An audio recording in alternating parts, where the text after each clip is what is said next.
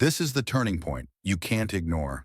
Something in your gut knows it's time to rise above every excuse, every distortion, and every fear. You've circled around smaller transformations for too long. Now the spiritual gates stand wide open, calling you to step through with unflinching resolve. Whenever these words reach your eyes, they target the exact moment your spirit needs them. If you can feel the charge in your bones, finish this message to the very last word. Then hit the like button, subscribe, and comment 77 in your natural voice to let the universe know you're wide open and ready. Here's how you step beyond the illusions that bind you once and for all. Chapter 1. The Battlefield Within and the Call to Rise. It's time to recognize you're in a fight, not just with external circumstances, but with the echoes of your own doubts that have kept you pinned down. Inside you rages a battle between the lesser self that craves comfort and the higher self that demands mastery. This struggle is not a passive tension, but an all-out war for control of your destiny. Too often you believe the lie that your obstacles lie mainly out there, in the attitudes of others or in the system. But look closer. The real blockade runs inside your mind. Every time you nearly break free, a whisper of fear or old conditioning urges you to sit back down. Meanwhile, the part of you that's awakened screams to stand up, to lock eyes with that fear, and to shatter the illusions of limitation once and for all. The urgency of this moment is no accident. The world around you is at a tipping point, and the same is true in your personal journey. Forces beyond your immediate perception are swirling, setting the stage for a metamorphosis that leaves no room for half measures. Each day you see the swirl of events intensify. New insights appear from unexpected conversations. Synchronicities pop up that confirm your suspicions about a grander design, and you feel those old illusions cracking at the edges. The battlefield is your life, but also your mind, your heart, your spirit. You must stake your claim or risk drifting in the vacuum of indecision. Many people around you sense this unrest, yet cling to routines out of fear of losing the known. But you know that the known is precisely what keeps you from tasting real expansion. There's something you want. Maybe it's a new career path, a relationship that nourishes your soul, or a profound level of self-mastery. Each time you glimpse it, the lesser self stands up screaming about realism and practicality. This lesser self is no villain, but it's also no hero. It's the part that wants to avoid risk and keep you in a state of mild discontent.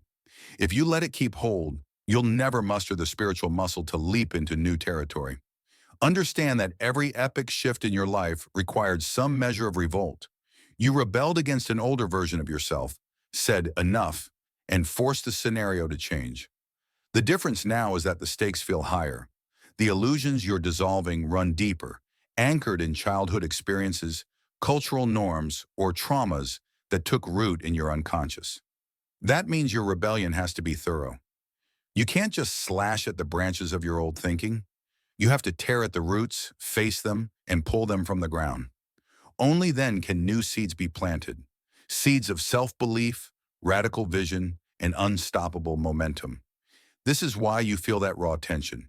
To stand in your power, you must declare war on every aspect of your mind and environment that stifles growth. That might mean stepping back from certain relationships that only thrive when you stay small. It might mean challenging a boss or institution that demands compliance over creativity. It might mean putting your finances, your daily habits, or your emotional patterns under the microscope to see how they sabotage you. In each case, expect friction. People or systems that benefited from your complacency will bristle when you assert your new stance. Let them bristle. The cost of quiet compliance is too high a price to pay for a fleeting sense of safety. In this warlike stance, you must remain vigilant about your own illusions. It's not enough to externalize the fight, labeling others as the sole culprits. Check your own second-guessing, your habit of rationalizing destructive behaviors. You surrender to negativity in your personal mental chatter.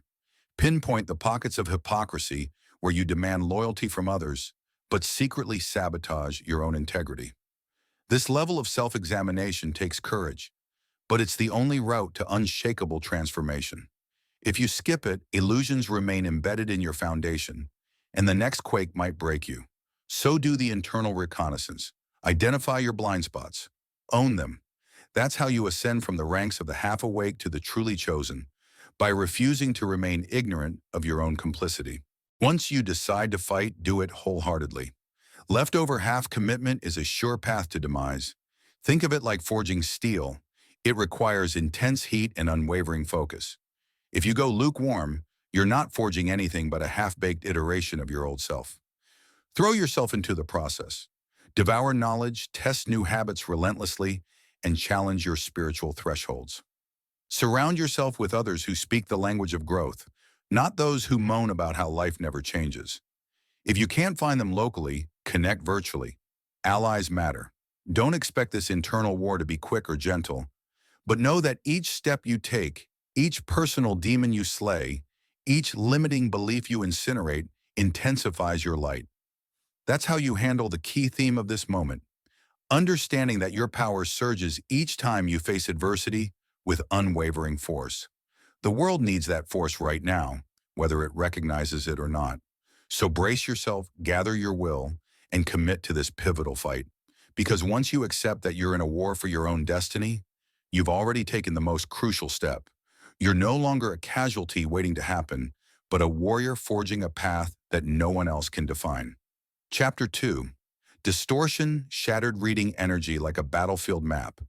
As you rise to confront the illusions that have kept you docile, your vision sharpens, letting you detect distortions like never before.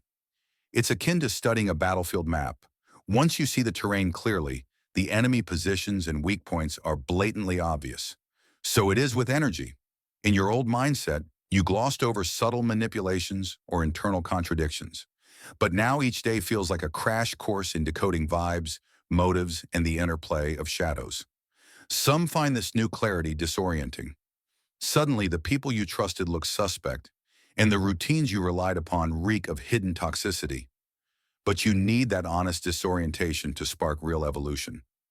Watch how your gut reacts when you enter a room. Notice if you sense tension or discord, even when everyone's all smiles. That's your heightened intuition flagging you that something's off.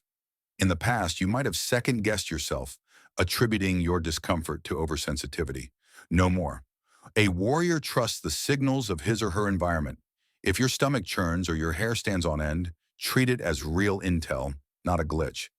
This is how illusions crumble, not by rational proof alone, but by trusting the primal senses that your old self suppressed. Over time, you'll calibrate your energies, distinguishing nerves from genuine warnings. The difference is that genuine warnings never fade with rational excuses. They persist until addressed. Take inventory of your one-on-one connections. Some individuals enthrall you with compliments or comedic relief, but deep in your chest, you sense a creeping agenda. Others might appear blunt or aloof, yet behind their directness lies genuine loyalty. The key is to read between the lines of outward appearances. This also applies to group settings. A circle you once found comforting might now feel stifling, rife with petty negativity. You might be compelled to bail out. That can spur guilt. Have I become arrogant? Am I just impatient? But often your departure is necessary to preserve your evolving spirit. This isn't about moral superiority. It's about life or death survival on your spiritual battlefield. Reflect, too, on your personal habits. These can be illusions in themselves. You might realize that relaxing with social media is a daily ritual that fosters more anxiety than calm. Or your consistent nights out at certain spots aren't about fun, but about escaping your unprocessed emotions. Once illusions fall, these patterns reveal themselves as sabotage mechanisms, not harmless amusements. Embracing that truth can sting, especially if you took pride in a certain identity. But illusions linger wherever your real motives stay hidden, even from your own awareness. A soldier who can't see his own stumbling blocks is a soldier prone to ambush. Stepping into this clarity does create friction. Friends who once liked your mellow acceptance might resent your new capacity to call out manipulative dynamics or half-hearted living. Suddenly, you're no fun or too serious. But do not let that deter you. People unconsciously sense that your clarity threatens their illusions. Your presence becomes a mirror, exposing the patterns they'd rather ignore. Some may lash out, hoping to drag you back into old complicities. That's a test of your resolve. Will you shrink your light to appease them, or will you maintain your stance, even if it means confronting tension on a battlefield? Alliances shift according to who's truly committed to victory, not who prefers comfort. If the friction intensifies to a breaking point, remember, you can't forcibly open someone else's eyes. Everyone's illusions shatter on their own timeline. The best you can do is embody your truth so fully that you become a living example of how authenticity leads to greater power and peace. That speaks louder than any attempt at moralizing or scolding. People respond to living demonstrations. Let them see how your sharper discernment grants you freedoms they lack. Let them observe how you pivot from petty drama and channel your energy into meaningful goals. If they hunger for that, they'll come with questions. If not, they'll keep their illusions for now. It's also vital not to hoard your clarity as a trophy. Some folks pivot from confused to conceited, flaunting their enlightenment. That is just another distortion. True clarity humbles you by revealing how much there still is to learn. You realize that illusions come in layers. Crossing one threshold doesn't mean you've uncovered the final truth about existence.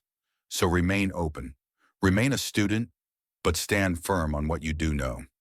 Suppose your illusions revolve around relationships. Once you see the web of codependency, you can't pretend ignorance. But there's likely more to unravel: your self-worth, your boundaries, your childhood imprinting. This clarity journey is never one and done. Each stage demands vigilance. As illusions fall, your sense of identity can swirl in confusion. You might no longer identify with your job, your family role, or certain labels you wore for decades. While losing that structure is unsettling, it also liberates you from illusions that pinned your sense of worth to external definitions. Without those illusions, you can craft a self-image based on genuine passion, calling, and unmoral conviction.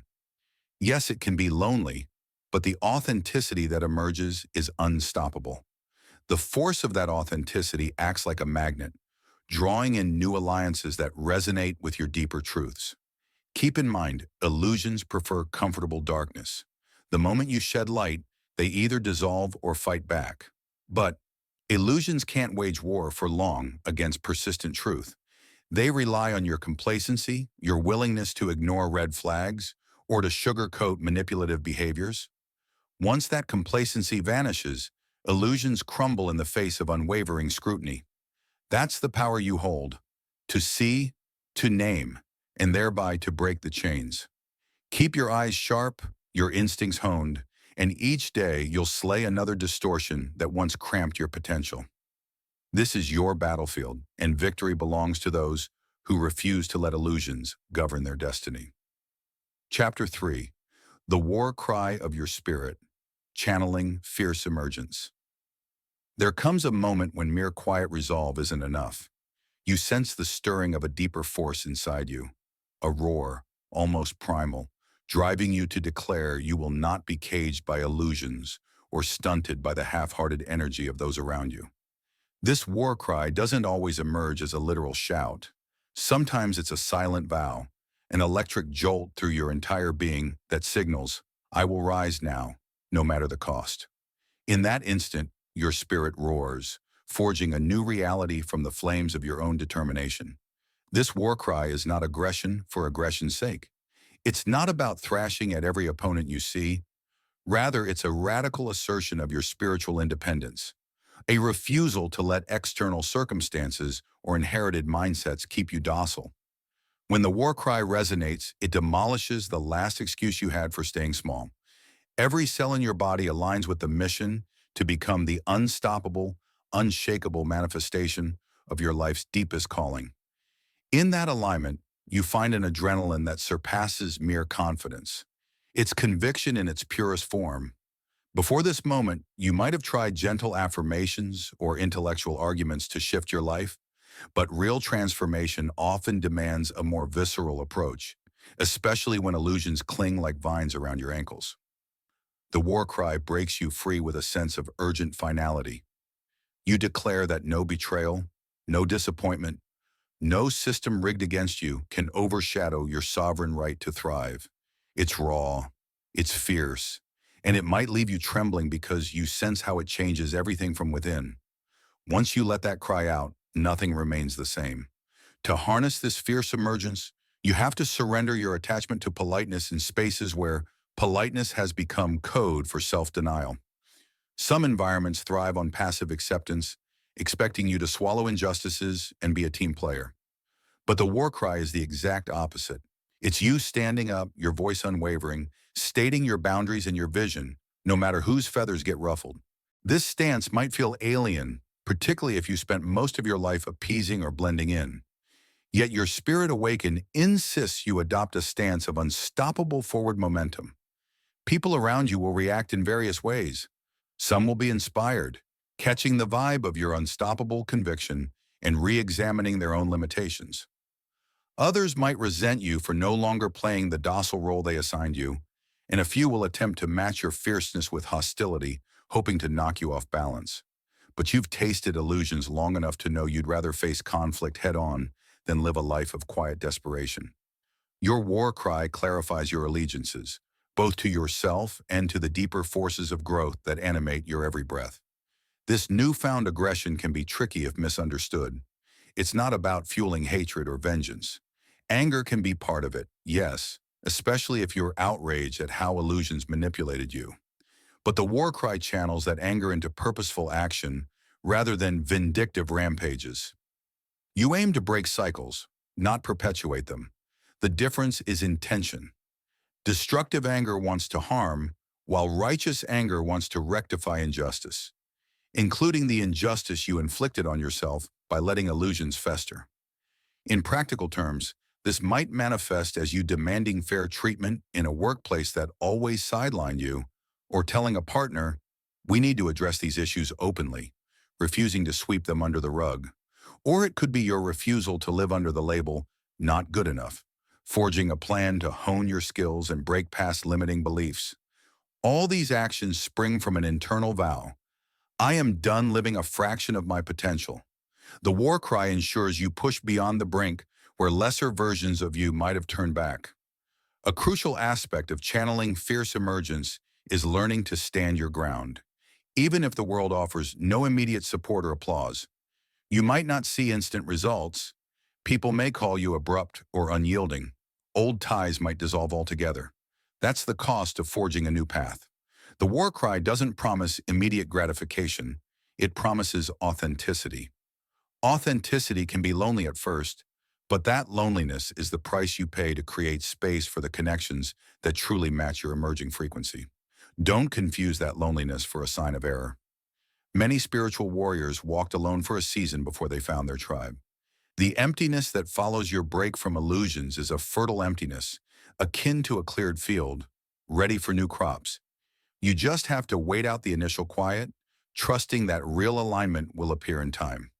Meanwhile, you cultivate your newfound power like a smith forging steel, refining your war cry into a steady hum that resonates through everything you do, from the food you eat to the words you speak. Eventually, you'll see the horizon light up with possibilities you once deemed unreachable. This is how the war cry transmutes into a living reality. Every day, your choices echo that vow. No illusions, no half-truths, no timid acceptance. That stance changes your posture, your interactions, your worldview. Life becomes a frontier for your ongoing emergence, not a cage for your old self. Limitations, and in the center of your chest, you feel the forceful pulse of unstoppable spirit, reminding you that this isn't just a fleeting resolution. It's a commitment that rewires every cell, ensuring the illusions never rebuild around you. The war cry sets you free to exist at full volume. Some will celebrate, some will despise, some won't know how to respond. But your spirit, once so dormant, is now enthroned in your daily existence. That enthronement is the essence of the war cry. You've claimed your rightful seat of power, placing illusions beneath your feet where they belong. From here on, you advance like a thunderstorm, unstoppable and alive with truth. And that is precisely the energy needed for your final push through this precarious stage. You stand on the brink of the next dimension of your life, your voice resonating with all the force your soul can muster. Welcome to your revolution. Chapter 4. The foes you didn't see. Coming revolutions rarely fail because of obvious enemies. It's the hidden ones that strike hardest. You expected resistance from harsh bosses, manipulative relatives, or so-called friends who disliked your shift. Yet the real foes often come from allies you assumed had your back, or from parts of yourself you didn't realize were sabotaging your progress. The betrayal feels devastating, but exposing these secret adversaries actually strengthens your resolve, forging you into a warrior intolerant of deception. Sometimes the foe is an old version of you, terrified of leaving comfort behind. One day you're primed for bold action. The next a voice hisses, "Don't risk it," disguised as caution. It's really fear. Recognizing this holds its power. Another threat may hide as an enabler who seems supportive, but insists you stay passive. The moment you push for true change, like cutting toxic ties, this enabler tries to slow you down, coaxing you into old indulgences or softening your boundaries. Their sabotage comes under the banner of concern, but it's sabotage nonetheless. Then there are cultural illusions, scripts dictating what success, authenticity, gender roles, or happiness should look like. You don't see them as enemies until you challenge them, and they push back with friction. If you won't conform, you'll feel the tension. Yet resisting these norms fuels your evolution. Some foes arrive as sudden financial issues, health scares, or project flops appearing out of nowhere.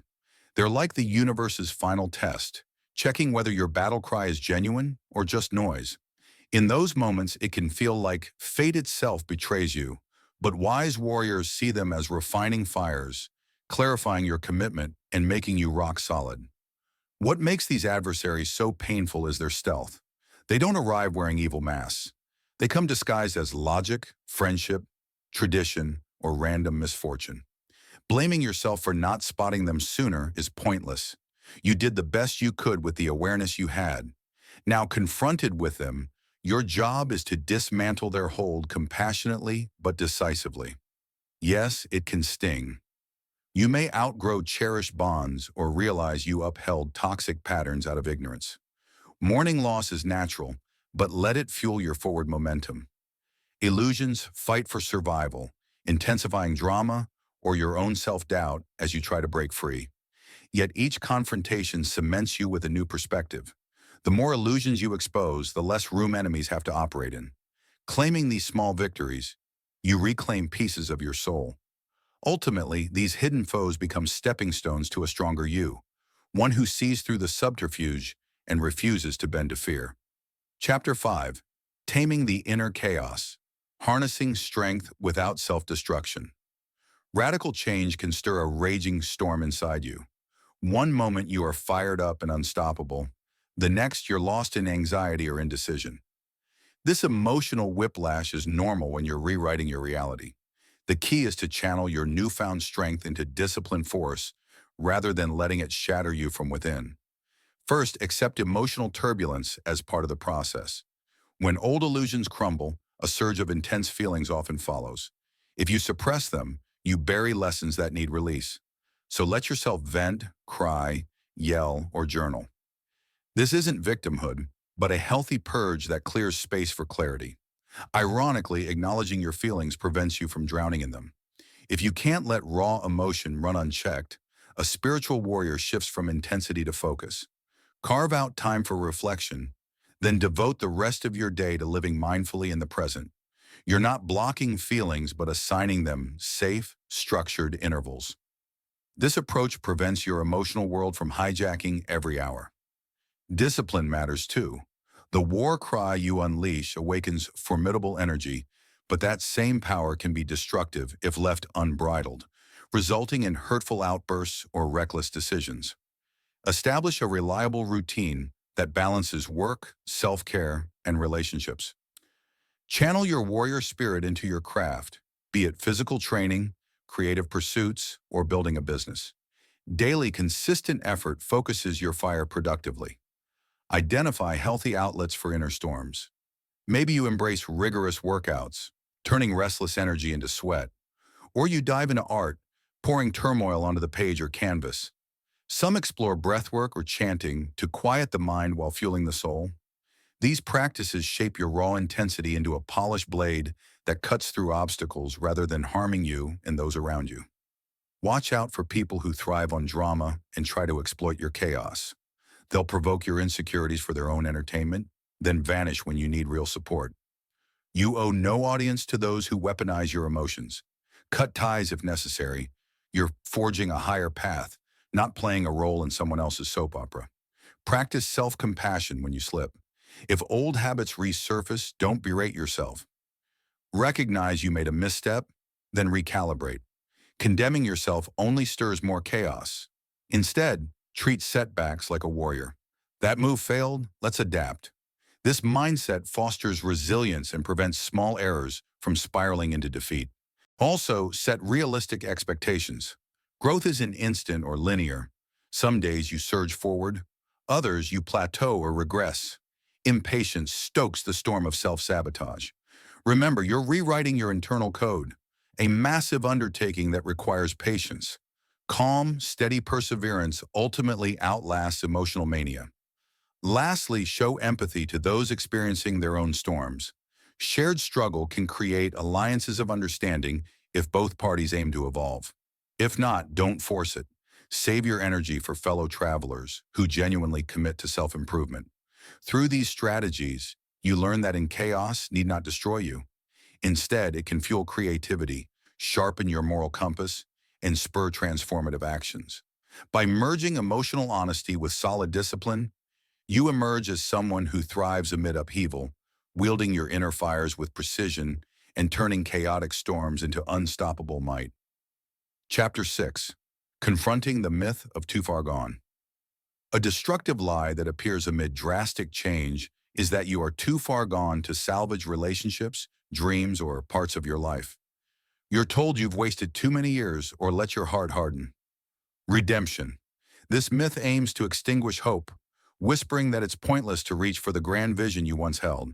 Yet no matter how tangled your path is, choosing to realign creates an opening for extraordinary renewal.